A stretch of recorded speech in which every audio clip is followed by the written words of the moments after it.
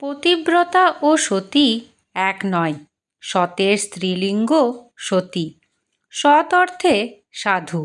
যে যে গুণ থাকলে একজন পুরুষকে সাধু বলা যায়, কোনো স্ত্রীলোকের মধ্যে সেসব গুণ দেখলেই তাকে সতী বলা যায়। সতী স্বামীর স্থূল দেহের প্রতি লক্ষ্য রাখে না। সে তার স্বামীর ভিতরে ভগবানকে দেখতে অভ্যাস করে। তাই সতীর মুক্তি অবশ্যম্ভাবী।